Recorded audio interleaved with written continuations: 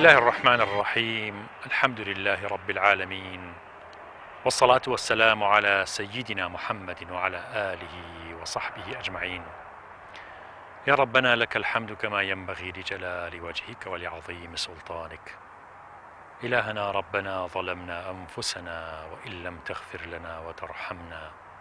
لنكونن من الخاسرين. رب اشرح لي صدري ويسر لي أمري واحلل عقدة من لساني يفقه قولي. ربنا ما خلقت هذا باطلا سبحانك فقنا عذاب النار. خۆشەویستانم سلام و ڕەحمەت و بەرەکەتی خواتان لێبێت. السلام عليكم ورحمة الله وبركاته. بسم الله الرحمن الرحيم. الحمد لله والصلاة والسلام على رسول الله وعلى آله وصحبه ومن والاه. دیارە سڵاوکردن لە ئاینی پیرۆزی ئیسلامدا گرنگی و تایبەتمەندی خۆی هەیە. یەکێکە لە شیعار و دروشمە گەورەکانی ئاینی پیرۆزی ئیسلام، وەکو پێغەمبەری خوا عەلەیهی سەلام دەفەرمێ ئین السەلامە ئیسم من ئەسماء الله تعالى بینەکم. سەلامکردن سەلامێکێکە لە ناوەکانی خوای گەورە تەبارەکە و تەعالە. خوای گەورە دای ناوەکە ئێوە سڵاوی پێ بکەن لە نێوان خۆتاندا. طبعا جگە لەوەی کە ناوی خوای پەروەردگارە تەبارەکە و تەعالە، بەهەشتیش کە جێگەی باوەڕدارانە، خوای گەورە ناوی ناوە دارالسەلام.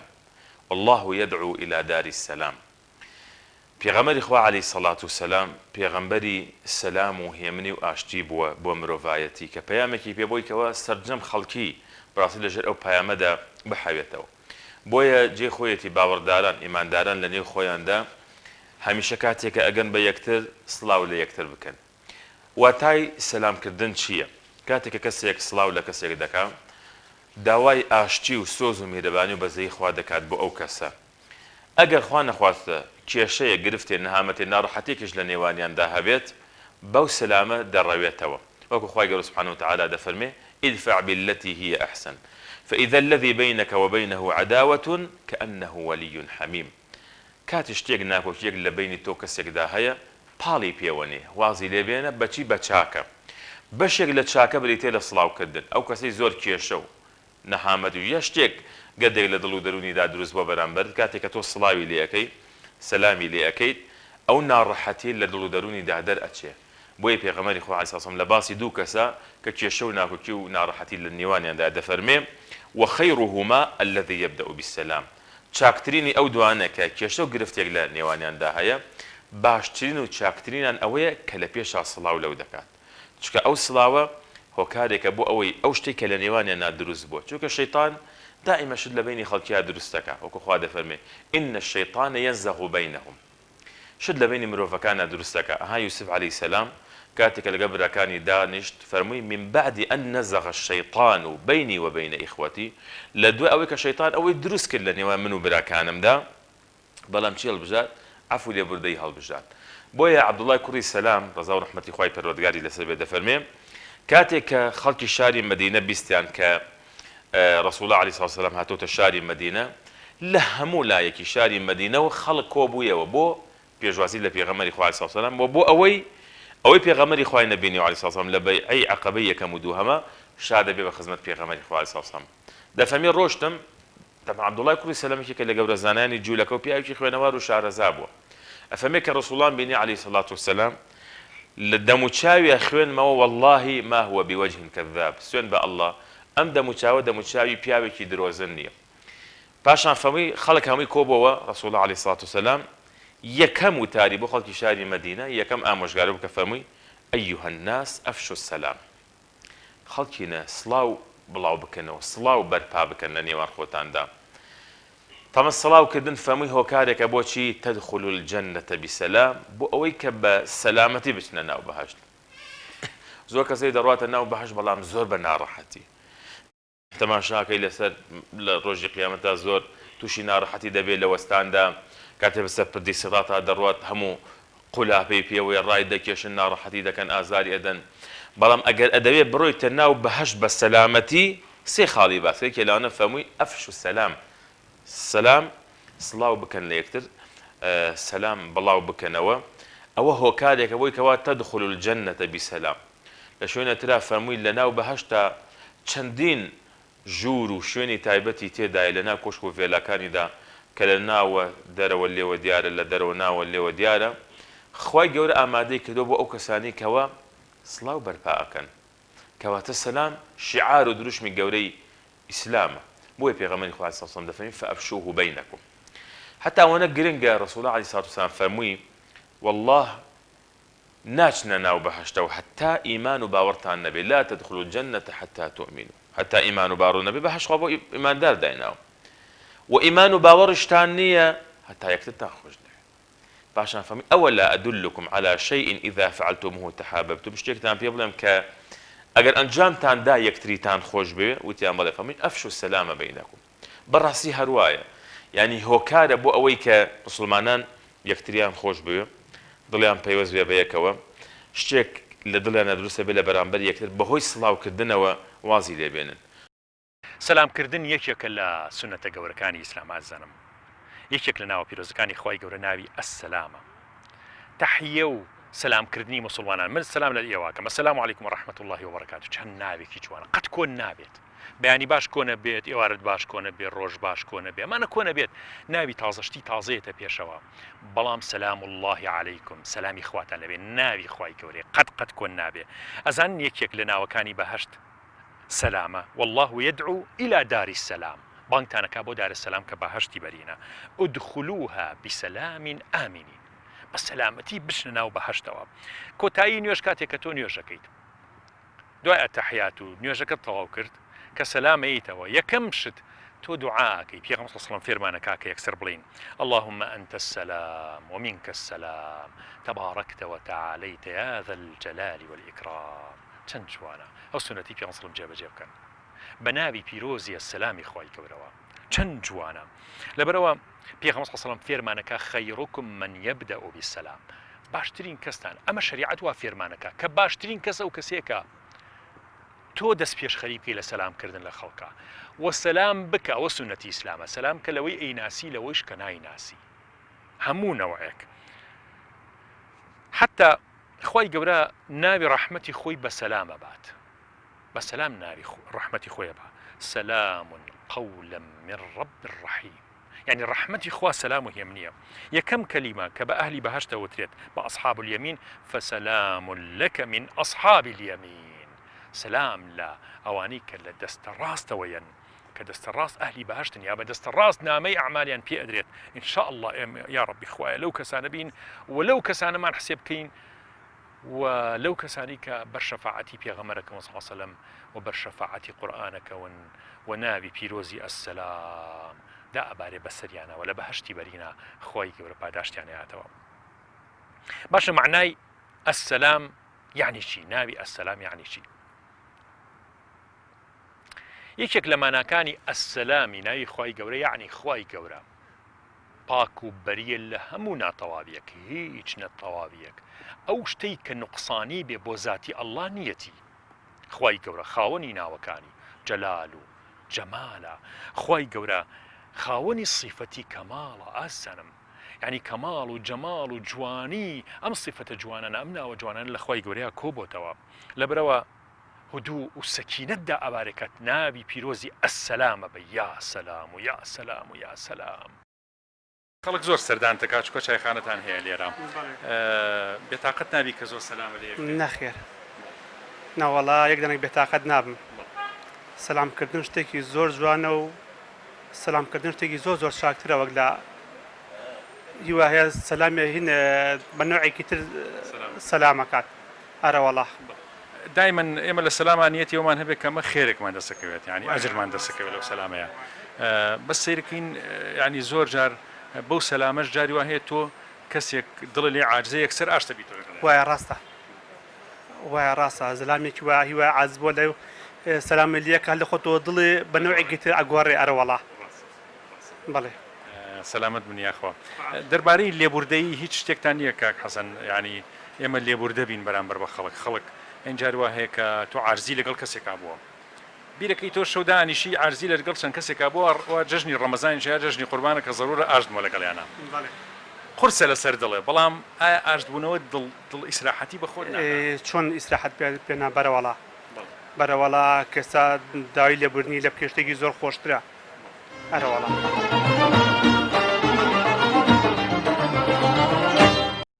رسول الله عليه الصلاة والسلام كابلا قالت لا يفهم قربان إسلام زور فراوان أو همو يعني لا يني هي أو أنجام بدا أو بك أو كفهمي إسلام زور فراوان أي الإسلام خير بكرتي وببختي لم همو بشفراني إسلام شي لهمو كاري زور خير ترى باشتريني كاركان رسول الله صلى الله عليه وسلم فرمي يكمن أوي تطعم الطعام خواردن بدەی بە خەڵکی خواردن بەخشین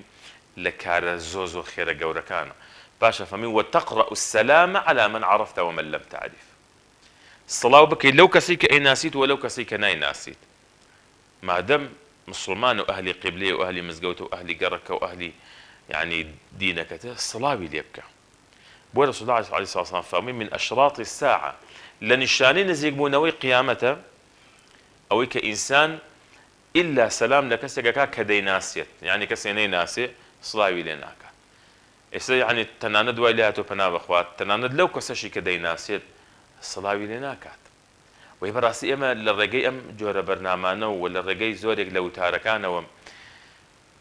خلتي وشارك هي دولوي كأمانة شعيرة ودروش من جوري إسلام جاري وهي يعني كارك ريبوي كأم دروش من جوراني إسلام يعني وكو خوي نجا كابتو جاري وهي دلي السلام عليكم صلاة إخوان لبه بلام أو يعني جولامي السلام كان ذاته يا الله سرتشاو يا الله بخير بي يا الله تشوني تشاكي أما أنا الصلاة نية أما برسيارة تشوني تشاكي برسيارة بلام تو الصلاة ليب كلا دواي السلام عليكم جابله تشوني تشاكي أحوا برسيبك دبي براسي أما دبي أمي مسلمان وكل تجد لك هذا جورا كان تماشى كان يجي لك هذا زور خير كان شون رسول الله عليه الصلاة والسلام لكاتك كسك صلاة ودكات ضل عليك السلام ده فمي أود أجري دسكوت ده خيري دسكوت كسيت الضل وعليك السلام ورحمة الله فمي 20 أوسي خيري دسكوت كتبت فرمي وعليك السلام ورحمة الله وبركاته فمي أوسي خير وباداشتي دسكوت كوات إنسان يعني حتى لنا الصحابي في غمر إخوابه عليه الصلاة والسلام عبد الله يكون عمر كزوج جار يعني إيشي نبوة ببازار بەڵام لەبەرەوەی کە بەو ڕێگەیەدا کە ڕۆیشتووە خەڵکێکی زۆری لە مسلمانان بینیوە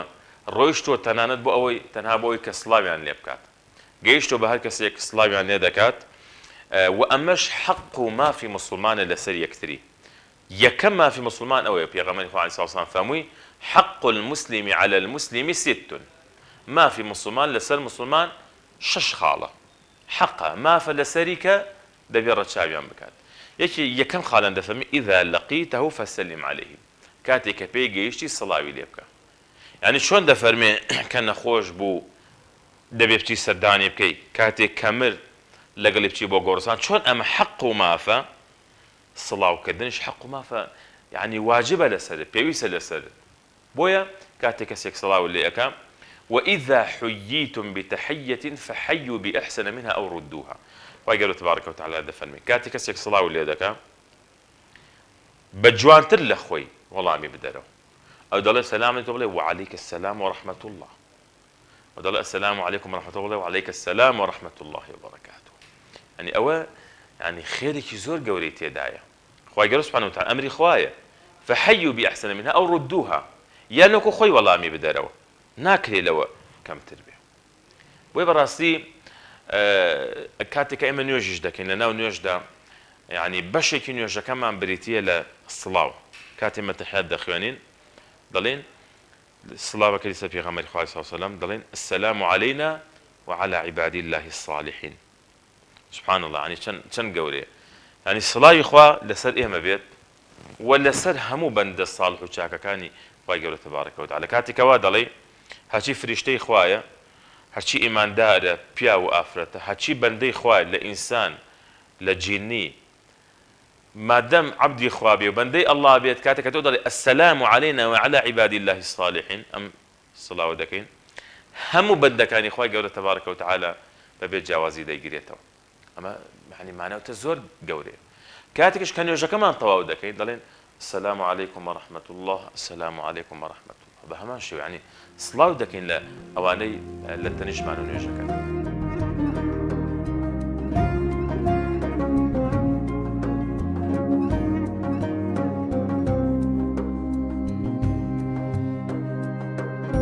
بەناوی ئەسسەلامی خوای گەورەوە ئەو چیانە لە شوێنی خۆیان ئاوەستی ئەم ئەرزە ئەم دار و درەختە ئەم گەڵا و ئەم هودوو و بێدەنگی و سەکینەتە دروسە بێت بەناوی ئەسسەلامی خوای گەورەوە بەحرەکان شەپۆلەکانیان زۆر هێمن و خۆشە زۆر سازگارە هاژەی ئاوەکان لە چەمەکانیەتە خوارەوە زۆر سازگارە بولبولەکان زۆر جوان و نازدارە خوێنن دەنگی ئەم گردونە زۆر سازگارە بەڵام ئینسانەکانن سەلامی ئەم گردونە تێکەیەن کاتێکە تەقینەوە و شەڕ و کوشتار دروسەکەن یەکێکی تر لە ماناکانی ئەسسەلامی خوای گەورە ئەوەیەکە هەر کەسێ پەنا بۆ خوای گەورە بەرێت خوای گەورە لە هەموو خەم و خەفەت و بێتاقەتی ڕزگاری دەکات يا سلام سلمني يا سلام سلمني ئەی خاوەنی ناو و صفاتی پیرۆزی ئەسسەلام سەلامەتم بکە ئەم دڵم هێ من کەرەوە یا سلام و یا هادی یا سلام و یا هادی یا سلام و یا هادی بیکەن بە وردی خۆتان اللهم أنت السلام ومنك السلام تباركت وتعاليت يا ذا الجلال والإكرام ئەو خوایی و یەکێکی تر لە ناوە پیرۆزەکانی ئەسسەلام بەمانای ئەوە دێت کە خوایەکە کە ئەم جسم و جەستەی ئێمە بە چاکی دروستی کردو بە جوانی و بە چاکیش ئەدای وەزیفەی خۆیەکات باشە ئەو خڕۆکە سوورانەی ناو جەستەمان خڕۆکە سپیەکان کاتێکە ڤایرۆسی هێرش یێنێ بۆ جەستەمان ئەم نەخۆشی کۆرۆناکەیە جاری وایە کەسی زۆر کەسێ نەخۆشیەکەی گرتووە تێپەڕێ بەسەریا بەڵام بەخۆی نازانێ شەڕەکە لەەوە خڕۆکە سپیەکان ئەنجامیەدەن بەرگری لە شێو کەسە ئەنجامێدا ئەم خۆی هەر بەخۆی نازانێ یا سەلام ئەو زاتەی کە سەلامەتی بۆ تۆ دەستەبەر کردووە جەنگێکی گەورە لە ناو جستەی توێە ڕوودات لە کاتێکە هیچ دەسەڵاتێکی توی تیانە هیچ شمشێرێکی توی تیا بەکار نایە هیچ قەڵغانێکی توی تیانە خوا خۆی بۆی ناردووی باشە ئەو خانانەی ئێسکەکانمان ئێسکی قاچمان ئێسکی دەستمان ئێسکەکانی جەستەمان ئەم خانانە تا عمرێکی دیاریکرا و گەشاکەن لەوە زیاتر گەشە بکەن ینی دوای ئەوەگەر تا ئەمرین خانەی ئێسکەکانمان گەشەی بکردا ئەوکو سوورەشنارەشین بە عاسمانە بەڵام لە ئەندازێکە خوای گەورە بەم خانانە ئەفەرمێ بوەستن بخەون کاتتان تەواو بوو کاتی گەشەکردنتان وەستا هیچ ئاگایشمان لێ نییە یا سەلام سلمنا بەڕاستی هەموو ڕق و کینە و ئەمە ئەوە دروست بوو لە بینیەکە بەڕاستی ناگەر هەمە ئێمە ئەو تەطبیقین کە پێغەمبەری خوا صلی الله علیه و سلم فەرموویە ئەگەر ئەتانەوێ خۆشەویستی دینی مسلمانان و ئەوە زیاد بکات سەلام کەن لە یەکتری ئەمەگە سەلام ئەجرێکی زۆر دەسەکەوێ بە سەلامکردن سونەتە جوابانەوەکەشی واجبین لەسەر مسلمان ان شاء الله السلام عليكم السلام ورحمة الله وبركاته خوا سلامتك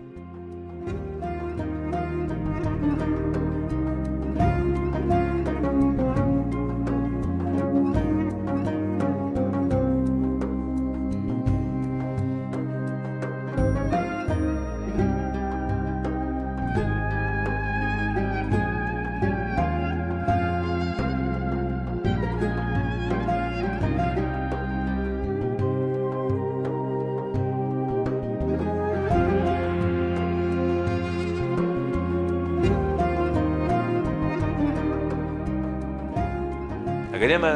ینی دیقەت بدەین لە ناو سەفی مسلمانانە لە ناو ڕیزی مسلمانان لە ناو جەماعەتی مسلمانانە سەلامکردن یەکێکە لە فەزائیلە زۆر گەورەکان یەکێکە لەو کارانەی کە ئینسان بەڕاستی خێر و پاداشی زۆر گەوری پێ بەدەست ئەهێنێ بۆیە کراوەتە فەرز و واجبێک کاریگەری سڵاوکردن چییە لەسەر ینی ژیانی ئێمە بێگومان تەئثیر و کاریگەریەکەی زۆر زۆرە یعنی ئینسان ناتوانێت لە خاڵێک و دوو خاڵ و سێ خاڵ باسی بکات کاریگەری ئەوەندە زۆری هەیە کاتێککە ئینسان سڵاو دەکات لەو کەسەی بەرامبەری سبحان الله حەز بە ئاسوودەیی دەکات حەز بە دڵخۆشی دەکات چوە کاتێ تۆ سەلام لەو دەکەی حسابی بۆ دەکەی وەکو بەلای خۆت تەماشای دەکەی ئەویش بە شێوازێکی جوان و بە شێوازێکی کە شایستە بێت وەڵامت دەداتەوە ینی بە ڕوویەکی خۆشە وەکو پێغەمبەری خوا عەلەیهی سەڵاتو وەسەلام فەرمووی تەبەسومەکە فی وەجهی ئەخیکە سەدەقە زەردەخەنەیەکت ڕوویەکی خۆشت بەرامبەر بە برای مسلمان خوای گەورە بە سەدەقە بۆ دەنووسێ خوای گەورە تبارەکە وتەعالە بە چاکە بۆ دەنووسێ بۆیە کاتی ڕوو ئەەکەیتە برایکی مسلمان و سڵاوی لێ دەکەیت و بە ڕوویەکی خۆشەوە تەماشاکە چەنە کاریگەری هەیە لەسەر دڵدەرونی ئەو کەسە چەنە پێی خۆشە چەنە جاری وا هەیە حتا ئینسان جاری وا هەبووە یعنی خەڵک بووە شتێک لە دڵیا دروست بووە بەرامبەر بە کەسێک یعنی وای زانی و ئەو کەسە زۆر دڵی لێ عاجز بووە بەڵام بەو سەلامە نیشانی داوە کە دڵی لێ عاجز نییە ڕەحمەتی خوا لە ئیمامی شافعی بێت یەکێک لە هاوڵەکانی کە یونسە ڕۆژێ لەسەر مەسەلەیەک اختلاف و جیاوازیان دروستە بێت ئەفەمێ ڕەحمەتی خوا لە ئیمامی شافعی بێت ئەفەمێ دوایی گەیشت پێم سڵاوی لێ کردم و پێویتم یا یونس خۆ ئێمە ئەگەر لە شتێکیشە بۆ چونمان جیاواز بێ خۆ ئێمە دەکرێت هەر برابین ئەمە ناکات ئەوەی کەوا برایەتی ئێمە تێک بدا ئەفەمێ بەڕاستی نەمبینێ و هیچ کەسێ بەڕاستی لە ئیمامی شافعی عەقڵتر و ژیرتر بێ خواناسان ئەوا بم بەرامبەر بە یەکتر یعنی نەیان هێشتۆکەوە بەنا بەخوا شتێک لە دڵیانە دروست ببێت بۆیە دائیمە حتا ینی لە سیرەی پێغەمبەری خوا عەلەیهی سڵاو وسەلام ئاوا بۆ بەڕێکا ڕۆیشتون یعنی شتێک کەوتە نێوانیان شتێک کەوتۆتە نێوانیان لە ڕۆشتنەکەیان کاتێک بە یەک گەیشتونەتەوە سڵاویان لە یەکتر کردوێتەوە لە مەجلیسا کاتێک کە هەستاون بە هەمان شێوە سڵاویان لە یەکتر کردوێتەوە یعنی ڕسوڵ الله عەلەیهی سڵاو وسەلام دەفەرمێ کاتێک کە دەچیتە مەجلیسێک و دەڵێی السلام عەلەیکم وەڕەحمەت الله وبەرەکاتوه کاتێک کە دەڕۆیت دەڵێی السلام عەلەیکم وەڕەحمەت الله وبەرەکاتوه هیچی کەمتر نییە لە سڵاوی یەکەم ئێمە ئەو خۆمان زۆر جار ئەوەی یەکەم سڵاو لە یەکتر دەکەین بەڵام ئەوەی دووهەمینان ڕەنگە زۆر جار نەمانزانی بێت یعنی کە ئەوەی سونەتە یا بەو شێوازە ئینسان خێر و پاداشتی گەورەی دەست دەکەوێت لەبەر ئەوە کۆمەلگە مجتەمەعی مسلمانان هەتا دەستگرن بە سونەتی پێغەمبەری خوا عەلەیهی سڵاو وسەلام دەستگرن بەو ئاداب و ئەکار و ڕەوشتە جوانانەی کە پێغەمبەری خوا عەلەیهی سڵاو وسەلام فێری کردوون بەڕاستی ژیانیان خۆشە ژیانیان پڕ دەبێت لە کامەرانی هەست بە بەختەوەری دەکەن هەست بە دڵخۆشی دەکەن بەڵام گەر وای لێ هاو یعنی کابرا لە ناو مزگەوتا پێکەوە نوێژ دەکەن ئەهلی مزگەوتێکن ئەهلی گەڕێکێکن بەڵام یعنی پەنا بەخوا بەلە یەکترە ئەڕۆن سەلام لە یەکتر ناکەن یعنی لە تەنیش یەکترەوە نوێژ دەکەن تۆ سەلام دەیت وەڵێ السلام عەلەیکم وەڕەحمەت الله وبەرەکاتوه بۆچی کاتی پێی ئەگەی سڵاوی لێ ناکەی بۆچی کاتی ڕۆیتە ناو مزگەوتەوە دێیتە دەرەوە وەکو کەسێک لەم مزگەوتە نەناسی و مەرحەبا لەگەڵ کەسانەبی لەگەڵ هەموویان دڵ عاجز بێ دەیت و دەڕۆی نە سڵاویان لێ بکە السلام عەلەیکم وەڕەحمەت الله دەچیتە مەجلیسێک ڕەسوڵ الله عەلەیهی سڵاو وسەلام دەفەرمێ ئەو کەسەی کەوە بڵێن بەڕێوە دەڕوا سڵاوت دەکات لەو کەسەی کەوە دانیشتۆ کەسەی ژمارەیەکی کەم سڵاوت دەکەن لەوانەی کەوە ژمارەیەکی زۆرن یعنی هەموو ئادابێکی جوان لە ئادابەکانی سڵاوکردن لە هەموو ئادابێکی جوان پێغەمبەری خوا عەلەیهی سڵاو وسەلام فێری ئێمەی کردووە وەختێک کە تۆ سەلامەکەی لە کەسێک ناوی ئەڵڵا ئەبەی ناوی زاتێکە بەی ئەڵڵا خاوەنی ناو و صفاتی ئەسسەلامە سەلامەتی لەوەی کەوا لە زۆر مشکلە و لە هەموو مشکلەیەکە خوای گەورە فریاتەکەوێت لەو ئازارەکەیت بۆ جەستەی ئێمە ناوی پیرۆزی ئەسسەلام ئەو ئازارە دروسەکات بۆ ئێمە هەتا فرێ خۆت بکەی ڕاکەی فرێ نەخۆشەکەت کەوی کە تات لێیە ئەزانی نەخۆشێ بفرێ خۆت بکەوی بە عیلاج وەربگری سەلامێکیشمان هەیە ناوی پیرۆزی ئەسسەلام ناوی مبارەکی ئەسسەلام لە زیکرەکانەوە وەریەگرین چه هودوء و ئارامی ڕومانتیەکە یا سەلام و یا سەلام و یا سەلام لا إله إلا الله الحمد لله سبحان الله والحمد لله ولا إله إلا الله والله أكبر ولا حول ولا قوة إلا بالله چەند خۆشە ئەم زیکرانە ببێتە وردی زمانمان بەڵام بە مەرجێ لە دڵمانەوە سەری کرد بێت و سەرکەوتوێ بۆ زمانمان یعنی دڵ فێری زیکر بۆ بێ اینجا زمان پێی بکە ئەبێ بە چ عشقێکەوە دەری ببڕێت فێری قورئان و فێری زیکر و فێری شەونێژ اینجا سەلام و هێمنێکی عەجایب ڕووەکاتە دڵ و دەروونت ئەو ڕۆژەی عیبادەتە زیاتر تیا کردووە سەلام و هێمنی زیاتر ڕوو لە تۆکە زیاتر سەلامیش لە خەڵکەکەی ئەو ڕۆژەی گوناهباری زۆر گوناهباری باوەڕ کە حەز ناکەی سەلام لە خەڵکیش بکەی ناوی پیرۆزیە سەلام نایەتە سەر زمانە تا بڵێی بە خەڵک سەلام الله عەلەیکم وەڕەحمەت الله وبەرەکاتوه لەبەرەوە هەموو شتێک لەم گردونەیە تەسبیحاتی خۆی گەوراکە وئن من شيء إلا يسبح بحمده لەبەرەوە ضرورە ئێمەش ئەم سەلامە زینوکەینەوە لە ناو خۆمانە بە یەکتری سەلام بکەین لە یەکتر بەو نیەتەش سەلام بکەین کە ئەمە شیعاری ئیسلامە والله هەموو ژیانمان پڕپڕە لە شیعاری ئیسلام لە ناوەڕۆکی ئیسلام لە معنای ئیسلام سەلام لە یەکەکەی نەچینە بازاڕ سەردانی یەکەکەین سیلی ڕەحم بەجێهێنین دڵنەوایی کەسێکەکەیت جوابی بانگەکانی تۆ ڕۆژی 5 جار چ شتێکەوەی ئیسلام تێکەڵ بە ئێمە و چ شتێکەوەی شریعەتی ئیسلام بەردەوام لە چواردەوری ئێمە تا شەیتانەکان زەفەرمان پێ نەبات لەبەرەوە با بەم سەلامەوە برژین.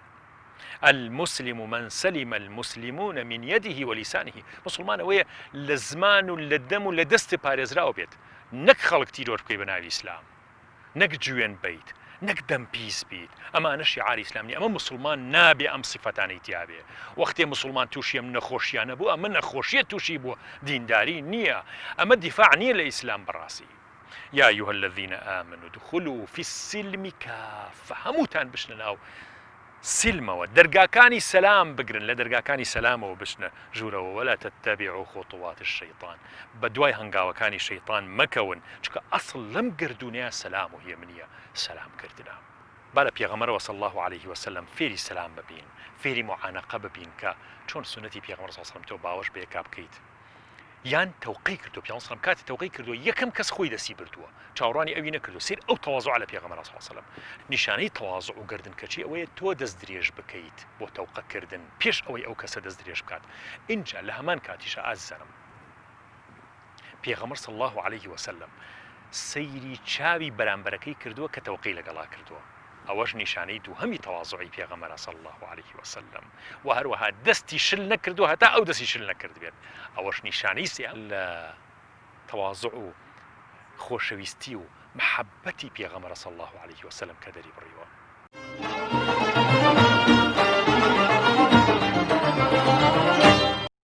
والله ئەسەوەکو بڵێ بە حساب زۆرێک لە سەقافەت سەلامکردن بە شێوەیەکی کورتتر جواب بیتەوە، یان زیاد سەلام لە یەکێکی بە تۆ بە پەلەیت و یعنی وەکو ڕێزە بۆی دەریە بڕیت، بەڵام ئەو سەرچاو یعنی یەک وشەی بچووکە و بەڕێزەکە. بەس خۆی سەلام شتێکی جوانە، هەم لە ڕووی دینەوە هەم لە ڕووی کەسەکە. تا سەلامکەی پێی گەورەبی، یعنی شتێک نییە بڵێ سەلامەکەم بە کورتی جوابایەوە شتەکەش یعنی من خۆم گەورە کرد لایەوە. بەعکسەوە کەسە توی لە بەرچاوکە. بەڕای من سەلام شتێکی زۆر جوانیژە، یعنی لەبینی هەموو کەسێکە هەبێ. بە تایبەتی سەلامەکە گەر کردی تۆ بە درێژتر و بە جوانتر جوابی بیتەوە، بۆ کەسە یعنی چۆن بڵێ ڕێز لێگرتەوە ڕێز لێگرێتەوە. شتێکی زۆر جوانە. بەلای منەوە سەلام شتێکی زۆر جوانە. خاکیبوون چەند جوانە ئینسان خاکی بوو بێ تەواضعی تیا. هەتا خۆ گەورەکەی خەڵک بچووکتر سیر دەکات، یعنی قەت ئەوە نییە بڵێ من خۆم بە گەورە بزانم خەڵکیش بە گەورە مەزانێ. بەس جاری واشەیە خۆ نەقیتە مستەوایەکە و ئیستیغلال کردی. ئیستیغلال کرێت و نەخۆشە بە گەورە بزانی، یعنی بەرامبەرەکە و چەندێک بۆ هاتە پێشەوە نەبووی بچیتەوە پێشەوە زیاتر بەدەمیەوە بی.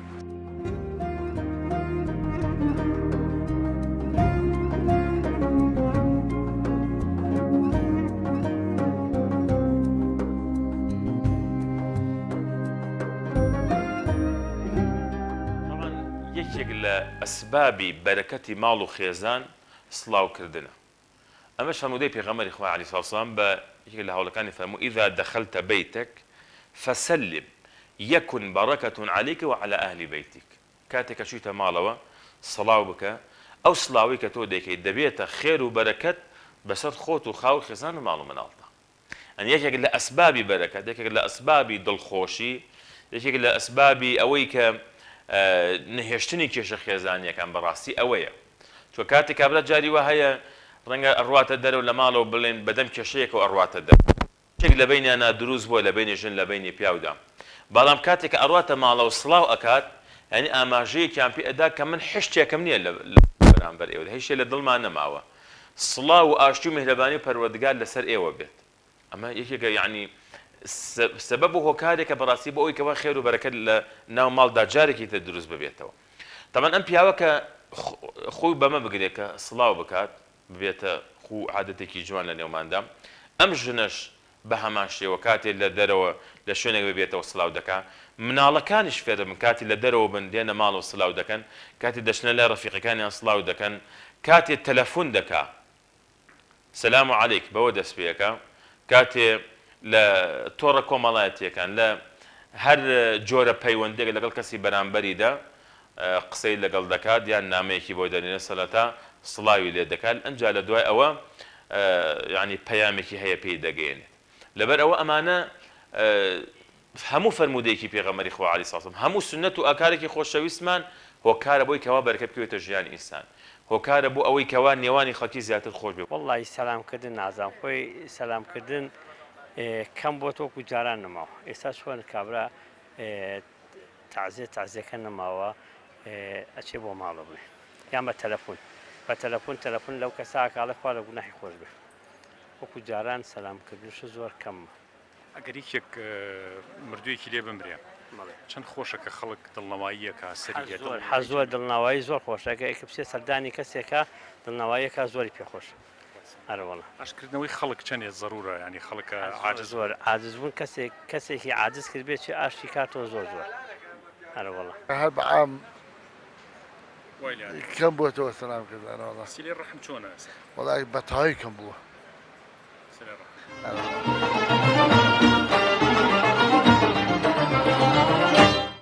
جولەیبیب کە یەکێکە لە سەحابە ئازیزەکانی پێغەمبەر صلی الله عليه وسلم لە شاری مەدینە ژیاوە زۆر هەژار بووە لە ڕووی ڕوخساریشەوە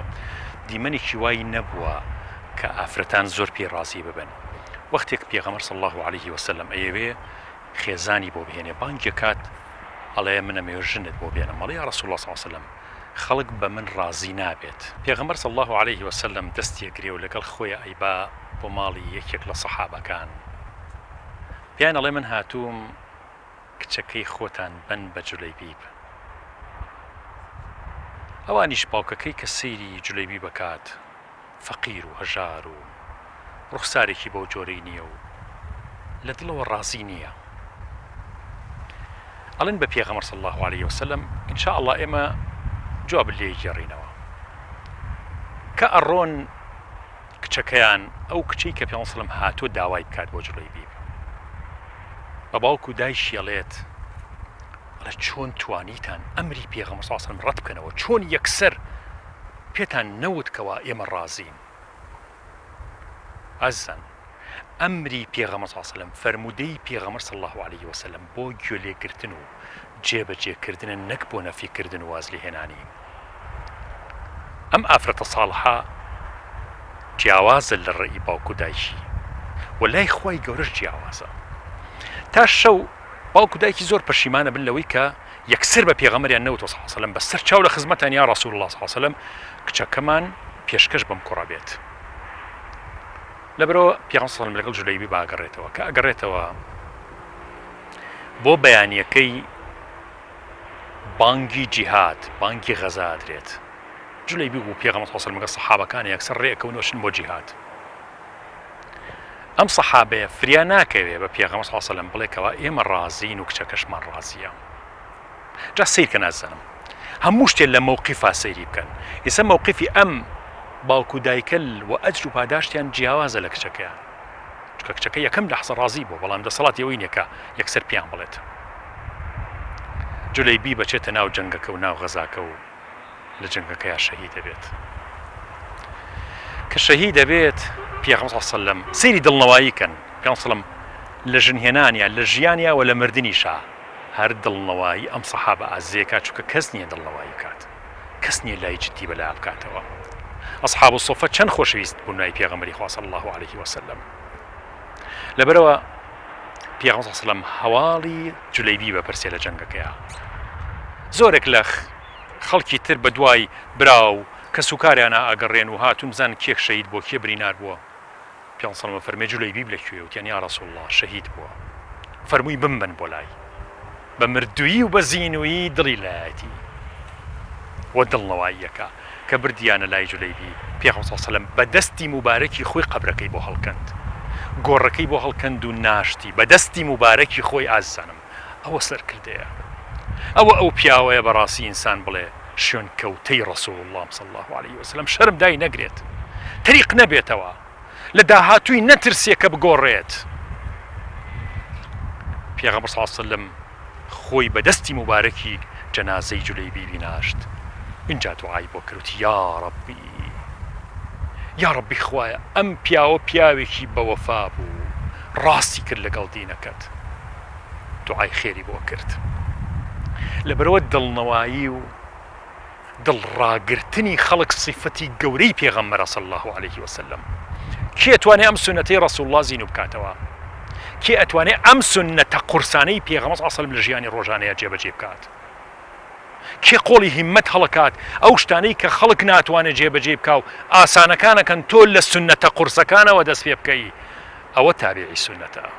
و ئەوەش ئەخلاقی ئیمانداری مسلمانە کە بەڕاستی زۆر شت لە دڵی خۆیان بخواتەوە والکاظمین الغیظ تا ئەخلاقی بەرزی ئیماندارانە پیشان بدات تا لە دنیایەکی دارالئیمتیحانە سەرکەوتوو بێت و شەهادەی بەرز بەدەست بێنێت